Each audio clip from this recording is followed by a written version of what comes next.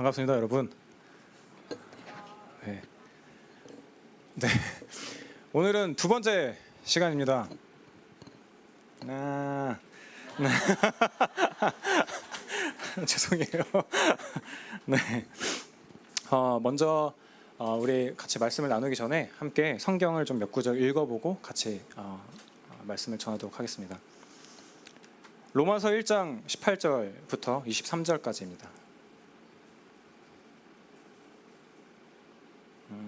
반가운 얼굴이 보이는군요. 로마서 1장 18절부터 23절. 저랑 교독하시겠습니다. 제가 먼저 읽겠습니다. 하나님의 말씀을 들으십시오.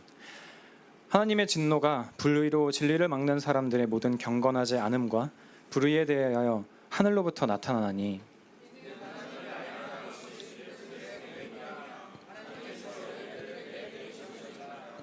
창세로부터 그의 보이지 아니하는 것들 곧 그의 영원하신 능력과 신성이 그가 만드신 만물에 분명히 보여 알려졌나니 그러므로 그들이 핑계하지 못할지니라.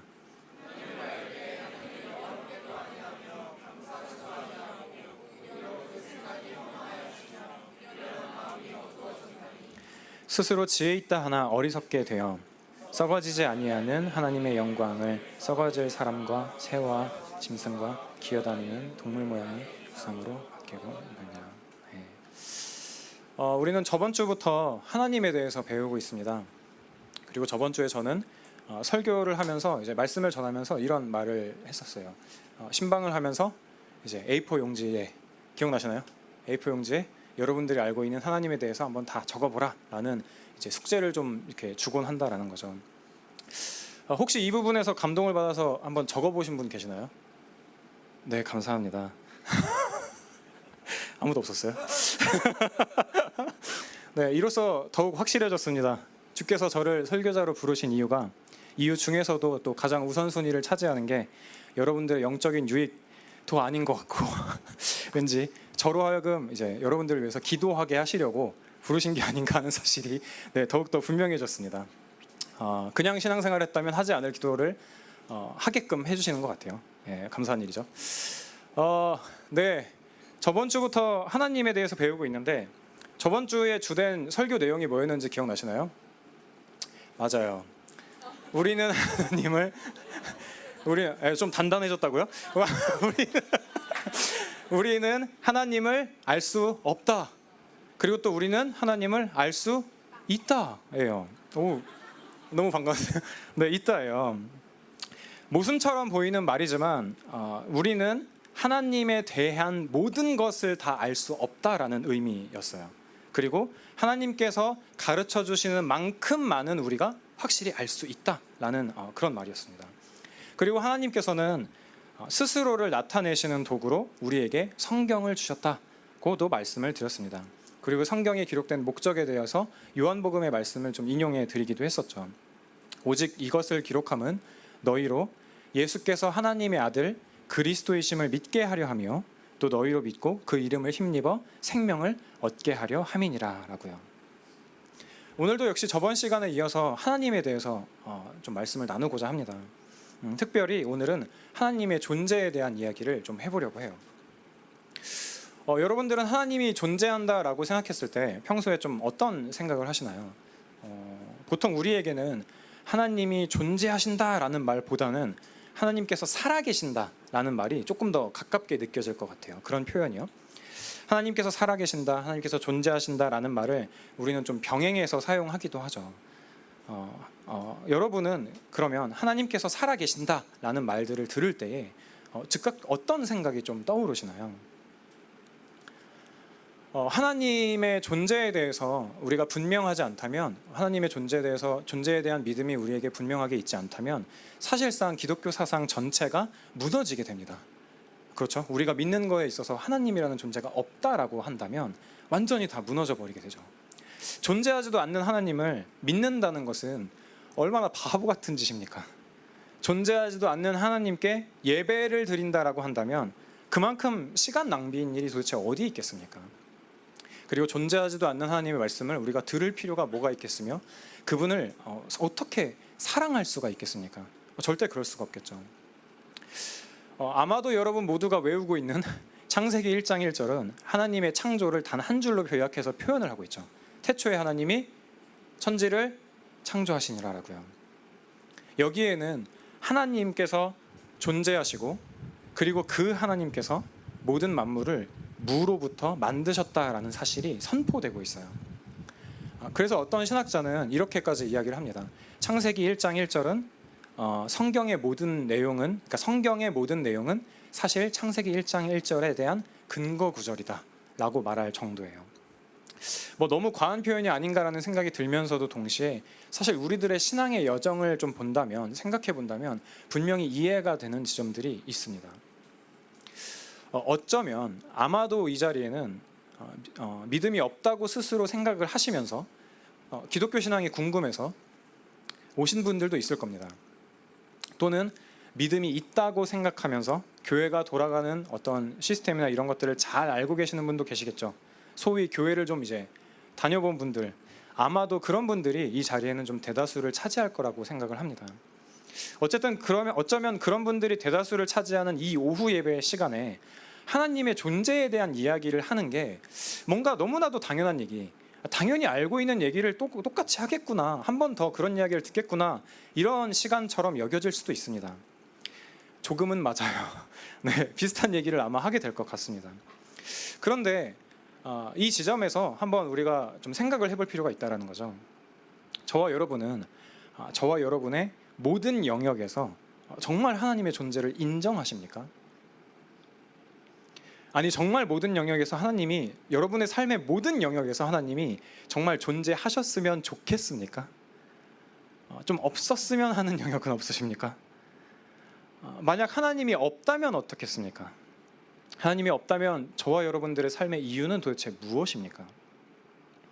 하나님이 존재하지 않는다면 이 세상은 어떻게 시작되었으며 인간의 삶과 죽음에는 어떤 의미가 있다라고 우리가 좀 이야기를 할 수가 있을까요? 같이 읽었던 로마서 말씀을 좀 보면 좋을 것 같습니다. 19절을 보면 하나님을 알만한 것이 그들의 속에 보였다라고 이야기를 합니다. 이 말씀을 통해서 보면 사람들에게 하나님이 알려졌고, 이어서 20절에는 그의 영원하신 능력과 신성이 그가 만드신 만물에 분명히 보여져서 알려졌다라고 이야기를 하고 있어요. 그래서 너희들은 하나님이 없다라고 함부로 핑계댈 수가 없어라고 바울은 선포를 하고 있는 거예요. 자연을 통해서 또 여러 가지 인간의 감각들을 통해서 우리는 하나님께서 존재하심에 대해서 좀 생각해 볼 수가 있습니다. 하나님이 존재하지 않다라고 한다면 이 세상, 이 우주는 어떻게 처음 존재하게 됐고 어떻게 만들어지게 되었을까요?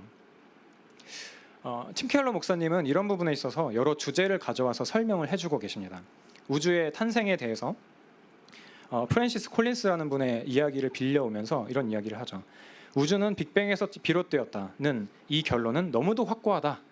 150억 년 전 작디작은 한 점에서 상상하기조차 어려울 만큼 밝은 에너지 섬광이 쏟아져 나오면서 우주가 시작되었다는 것이다. 달리 보면 그 전까지는 아무것도 없었다는 얘기가 된다. 어떻게 자연이, 여기서는 우주가 저절로 생겨날 수 있었다는 건지 당최 가늠이 가지 않는다. 그리고 기원이 있다는 것 자체가 어떤 존재가 있어 우주를 출범시켰을 수도 있다는 말이다. 그렇다면 아무래도 자연계 바깥에 있는 존재여야 할 것 같은 생각이 든다라는 이야기를 하는 거죠. 생명체가 존재하게 되는 경우를 생각했을 때 그런 일들이 일어나려면 과학적으로 수많은 복잡한 일들이 있어야만 하는데 그런 경우의 수가 확률적으로 너무 낮아서 아무리 생각해도 자연계 바깥에 있는 초월적인 존재가 시작을 해야 할 것만 같다라고 이야기를 하는 겁니다. 그뿐만 아니라 아름다움이라는 감각을 이용해서도 이렇게 말씀하십니다.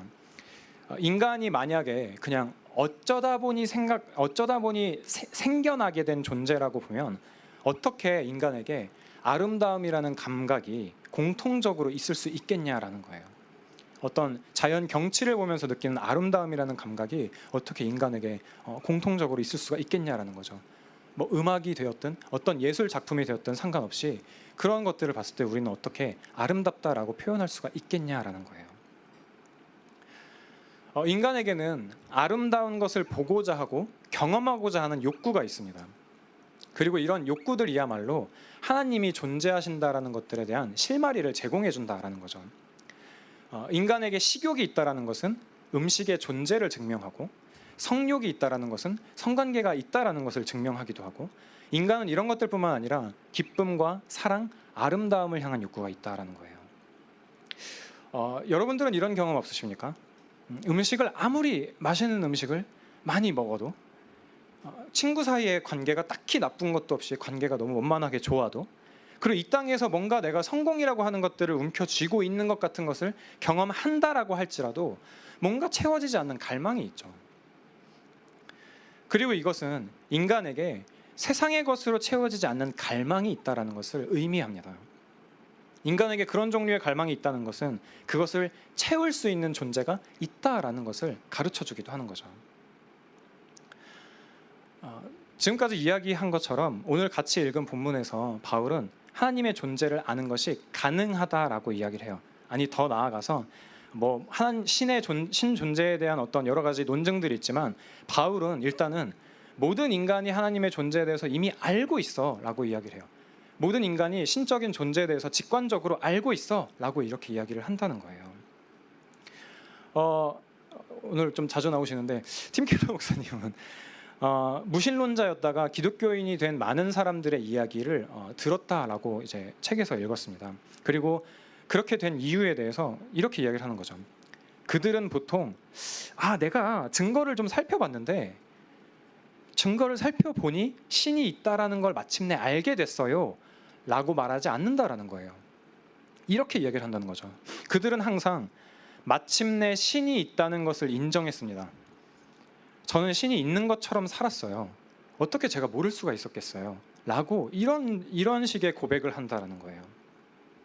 그리고 기본적으로 나는 증거를 통해서 이 사실을 추론하지 않았어 라고 하는 게 아니라 오히려 신을 믿지 않았던 저와 저의 친구들은, 세속적인 친구들은 모두 정의에 대해서 이야기를 했고, 세상은 정의로워야 된다라는 주장을 했고, 모든 사람들이 정의에 관심을 가져야 된다라고 주장을 했고, 모든 사람들이 가난한 사람들은 짓밟으면 안 된다라고, 도와야 된다라는 마음이 가져야 된다라고 주장을 했고, 또 인권을 믿어야 된다라고 주장을 했다라고 말한다는 거예요. 그런데 만약에 신이 없다면, 하나님이 없다면 이렇게 말할 수 있는 근거가 아무것도 없다라는 거죠. 왜 정의로워야 됩니까, 세상이? 왜 어려운 사람들을 도와줘야 됩니까? 하나님이 없다면. 그렇죠? 그리고 이어서 하나님이 없다면, 신이 없다면 우리는 살아 움직이는 고기 조각일 뿐입니다. 우리는 어떤 목적을 위해 여기 있는 것도 아니고 그냥 우연히 여기 있는 거예요 라는 결론에 도달하게 된다라고도 이야기를 합니다. 당장에 하나님이 없다라고 한번 생각을 해봅시다. 우리는 왜 살아야 될까요? 여러분들은 무엇 때문에 살고 있습니까? 무엇을, 그렇다면 그래 태어난 김에 사자 그러면 무엇을 위해 살아야 되는 겁니까? 인간의 가치에 대해서 생각을 할 때도 역시 인간을 하나님의 형상이라고 선포하는 기독교만큼 인간의 가치를 높게 생각할 수는 없을 겁니다. 이웃을 사랑해야 될 이유 역시도 사라지죠. 이 땅에서의 삶이 끝이라면 우리가 꼭 도덕적으로 살아야 될 이유는 무엇입니까? 우리가 옆에 앉은 사람들에게 굳이 미소를 지어야 될 이유가 무엇이 있습니까? 내가 나의 것을 이웃에게 내어줘야 될 이유는 또 뭐가 있습니까? 전혀 그럴 이유가 없죠. 이 땅의 삶이 끝인데 내가 하고 싶은 거 다 하면서 먹고 싶은 거 나만 혼자 먹으면서 살면 되지 않겠습니까? 지금까지 이야기한 내용들에 대해서 우리는 앞으로 더 많이 더 깊게 배워야겠지만 사실 우리들에게 가장 먼저 중요한 것은 성경의 증언입니다. 이 하나님의 존재에 대해서 성경이 무엇이라고 말하는지가 사실 우리들이 가장 먼저 그리고 가장 기본을 잘 다져야 될 그런 부분인 거죠. 성경은 하나님의 존재에 대해서 논증을 하질 않습니다. 그냥 선포를 해버리죠. 하나님은 존재하신다. 하나님이 태초에 하나님이 천지를 창조하셨다라고.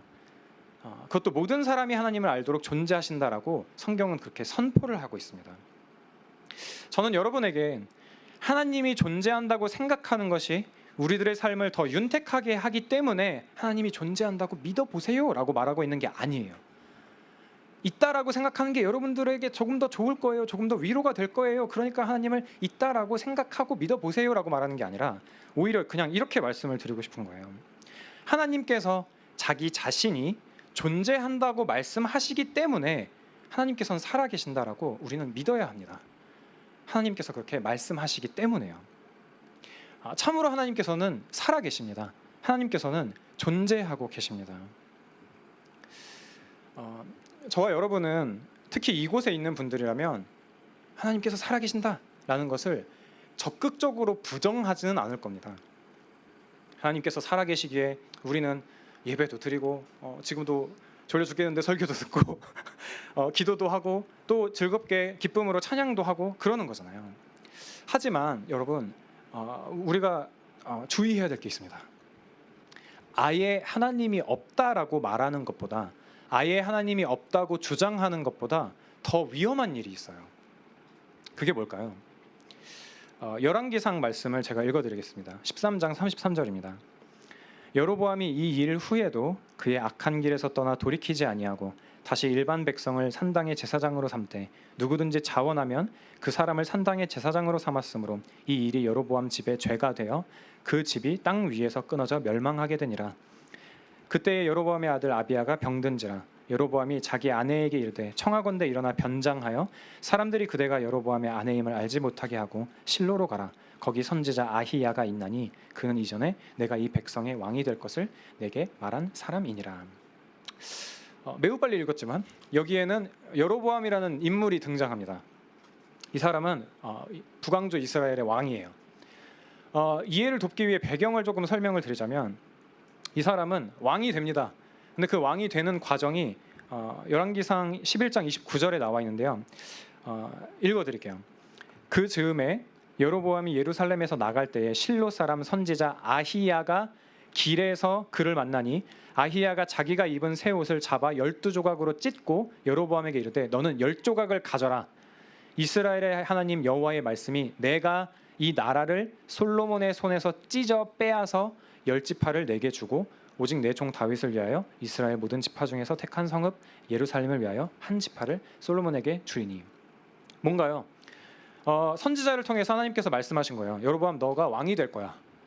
그냥 왕도 아니고 10지파를 얻게 되는, 10조각을 얻게 되는 그런 왕이 될 거야. 꽤나 강한 왕이 될 거야 라고 말씀을 해주신 거예요. 그리고 아히야는 이런 말들을 덧붙입니다. 선지자는 이런 말들을 덧붙여요. 네가 만일 내가 명령한 모든 것들에 순종하고 내 길을 지켜 내 눈에 합당한 일을 하고 내 종 다윗이 행함같이 내 율례와 명령을 지키면 내가 너와 함께 있어 내가 다윗을 위해 세운 것 같이 너를 위하여 견고한 집을 세우고 이스라엘을 내게 주리라. 하나님의 말씀을 잘 지키고 잘 순종하면 너로 복되게 하겠다라는 말씀과 같은 말이에요. 아히야가 예언했던 것처럼 여로보암은 왕이 됩니다. 열왕기상 12장을 보면 왕이 돼요. 온 이스라엘이 여로보암이 돌아왔다함을 듣고 사람을 보내 그를 공회로 청하여 온 이스라엘의 왕으로 삼았으니라고. 그런데 열왕기상 12장을 보면, 그러니까 방금 읽었던 아까 처음에 읽어드렸던 그 본문을 이제 보면 이스라엘 백성들이 예배를 드리려면 원래는 하나님께서 정하신 예루살렘으로 가야만 했어요. 그런데 그렇게 되면 이 여로보암이 생각했을 때 그 백성들의 왕인 자기 자신이 아니라 그쪽 지역과 더 가까운 왕인 르호보암이라는 사람에게, 그 왕에게 마음을 돌이킬 것 같은 거예요. 그러니까 내 백성들을 빼앗길 것 같은 거예요. 그래서 여로보암이 한 선택은 무엇입니까? 두 금송아지를 만들어 버립니다. 북쪽에 있는 베델에 성전을 세우고 금송아지를 세우고 이것을 여호와 하나님이야 라고 말을 해버려요. 그리고 여러 가지 산당을 세웁니다. 이 산당은 이방신들을 섬기던 곳이었어요. 근데 그곳에서 하나님을 예배해, 여기서 하나님을 예배해, 여기 하나님이 있어요 라고 이야기를 하는 거예요. 그리고 마음대로 절기를 31절을 보면 제가 읽어드리겠습니다. 31절을 보면 산당들을 짓고 자기 마음대로 제사장을 삼아버리고 심지어는 하나님께 제사를 지내는 그 절기 역시도 자기 마음대로 정해버려요. 하나님께서는 이런 여로보암의 죄를 가볍게 여기지 않으셨습니다.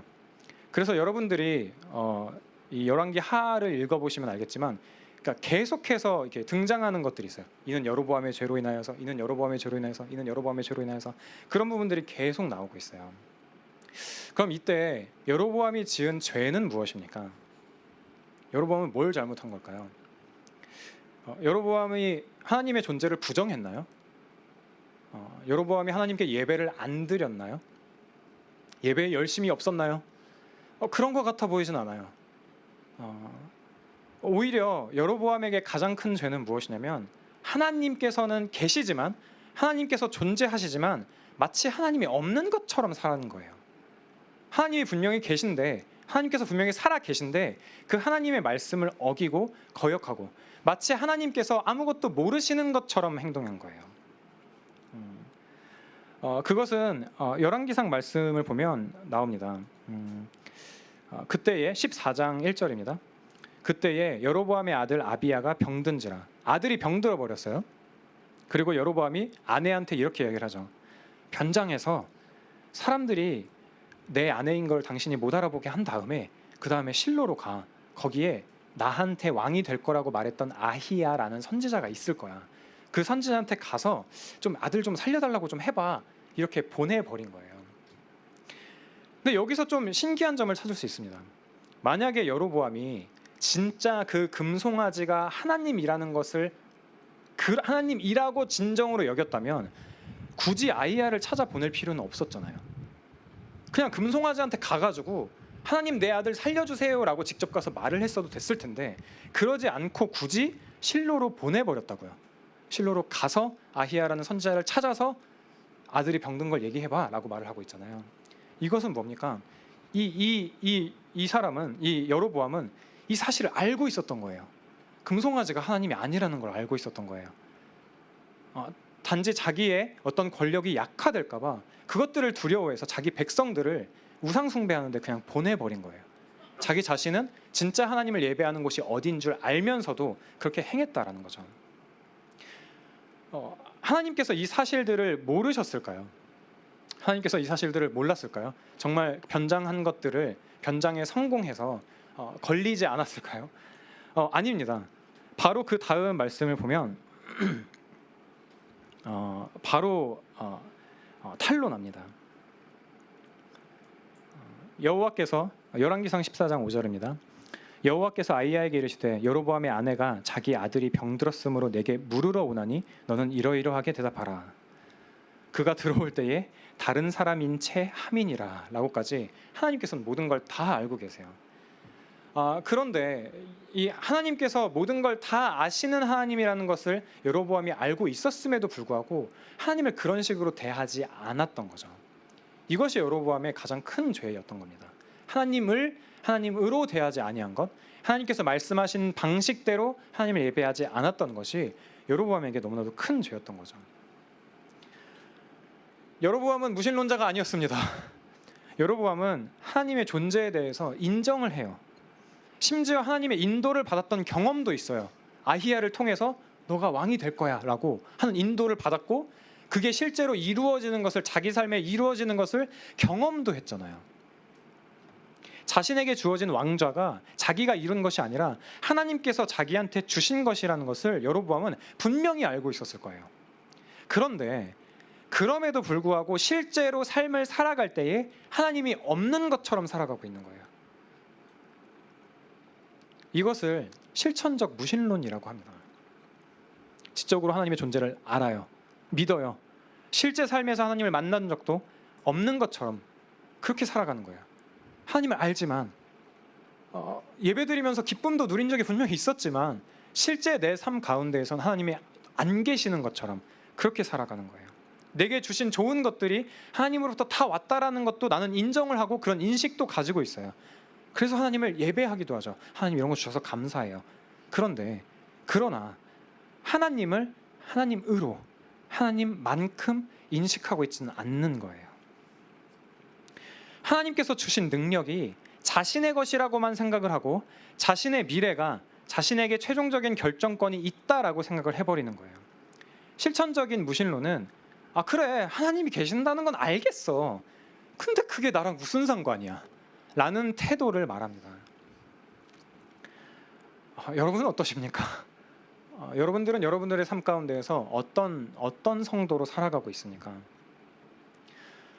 실천적인 무신론은 우리들의 죄성에 죄된 본성의 지지를 받습니다. 하나님을 의지하게 만들지 않고 실제 존재하시는 하나님보다 내가 믿는 하나님의 크기를 더 작게 만들어 버리죠. 그게 죄가 하는 일이잖아요. 원래 하나님의 능력보다 내가 생각하는 하나님의 능력을 더 작게 만들어 버려요. 그러면 이 실천적인 무신론의 결과는 무엇일까요? 하나님을 압니다. 하나님을 알아요. 여러 차례 들어왔기 때문에 하나님이 어떤 분이신지도 조금은 알겠어요. 그런데 그 능력을 신뢰하지는 못합니다. 그렇기 때문에 기도를 하여도 지겨운 마음이 금방 들죠. 하나님은 이 기도를 들어주실 능력이 있는가? 하나님이 이 기도를 듣기는 들으시는가라는 생각이 사실 먼저 드는 거예요. 아니야, 이 문제를 해결할 존재는 하나님이 아니고 나야 라고 생각을 계속하고 있는 거예요. 하나님이 지혜로우신 분이라는 것은 알고 있지만, 하나님께서 나의 인생을 주관하시는구나 라는 것들을 알고는 있지만, 그분이 이 세상 그 어떤 것보다도 지혜로우시다라는 것은 신뢰하지 못하고, 나의 인생을 주관하시는 하나님의 그 계획이 나의 그 어떤 계획보다도 옳다라는 것을 믿지 못하는 거예요. 그렇기 때문에 하나님께서 자기 멋대로 내 삶에 행하시는 일들이, 내 인생이 이렇게 진행되는 것이 썩 마음에 들지 않을 뿐인 거예요. 이럴 때 우리들은 어떤 삶을 살게 됩니까? 우리들은 믿는 대로 신앙생활을 하는 것이 아니라 사는 대로 믿는 삶을 살게 됩니다. 믿는 대로 사는 신앙생활이 아니라 그냥 사는 대로 내 임의로 믿는 삶을 살게 된다는 거죠. 저와 여러분들은 어떤 신앙생활을 하고 있습니까? 저와 여러분은 믿는 대로 하나님께서 자기 자신을 계시하신 것을 기준으로, 하나님의 말씀을 기준으로 삼고 살고 있습니까? 아니면 살아가는 대로 나의 삶에 하나님을 믿는 믿음을 맞춰서, 대충 끼워 맞춰서 나의 기준으로 실천적인 무신론자로 살고 있습니까? 여러분들은 어떤 삶을 살고 있습니까?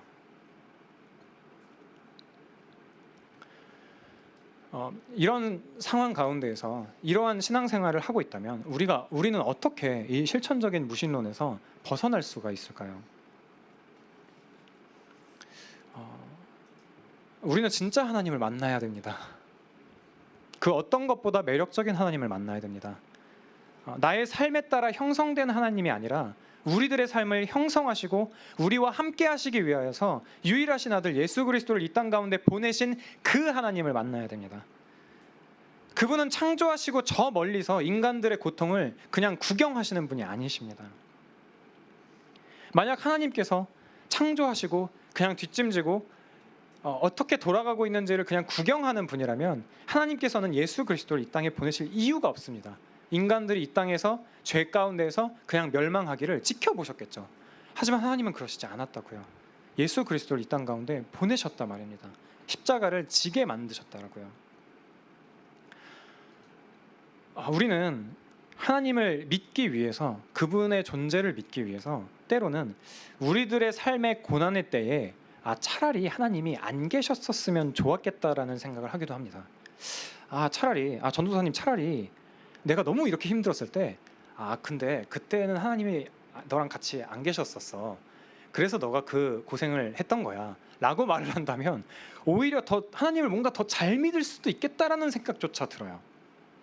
합리적으로 생각하면 그래야만 하나님이 뭔가 사랑의 하나님처럼 보이잖아요. 나한테 더 좋은 것들을 주시는 하나님처럼 보이잖아요. 그러나 하나님께서는 저와 여러분들이 죄를 지을 그때도 함께 계셨고, 함께 하셨고, 끔찍한 일을 겪을 때도 함께 하셨습니다. 이 모든 것들을 아는 시인은 이러한 고백을 하는 거예요. 내가 사망의 음침한 골짜기로 다닐지라도 해를 두려워하지 않을 것은 주께서 나와 함께 하심이라. 주의 지팡이와 막대기가 나를 안위하시나이다 라고요. 하나님께서는 저 멀리 계시는 분이 아니십니다. 저 멀리서 여러분들의 삶을 영화 보듯이 보시면서 그냥 잘 되어가나 한번 보자라고 하시는 분이 아닙니다. 참으로 여러분들의 곁에 서서 함께 하시는 하나님이십니다. 그 정도뿐만 아니라 더 이상 떨어지지 않으려고 하나님께서는 저와 여러분과 같은 죄인들을 그리스도 예수 안에 두셨습니다.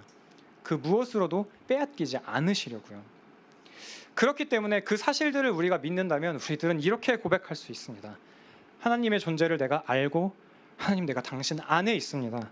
당신은 내 안에 있습니다. 당신은 내 곁에 있습니다. 당신은 이곳에 계십니다. 당신은 내 과거에 함께 계셨고 내 미래에도 앞으로 함께 하실 겁니다. 당신은 나와 항상 함께 하십니다. 당신은 나와 항상 함께 하십니다라고 우리는 이렇게 고백할 수 있다고요. 이 사실들을 우리는 정말 신뢰할 수 있다라고요.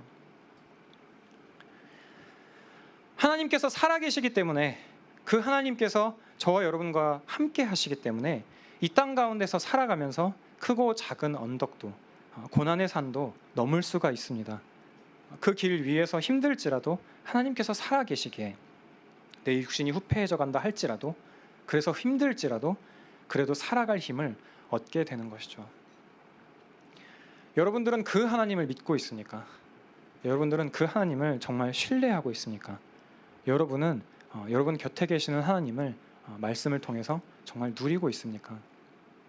우리들의 신앙생활 가운데에 앞으로 이 교회 가운데에서 우리 곁에 계시는 그런 하나님을 또 여러분들의 삶 속에서 그렇게 누릴 수 있는 그런 은혜를 저와 여러분들에게 하나님께서 주시기를 바랍니다. 우리 함께 찬양을 하고 기도를 합시다.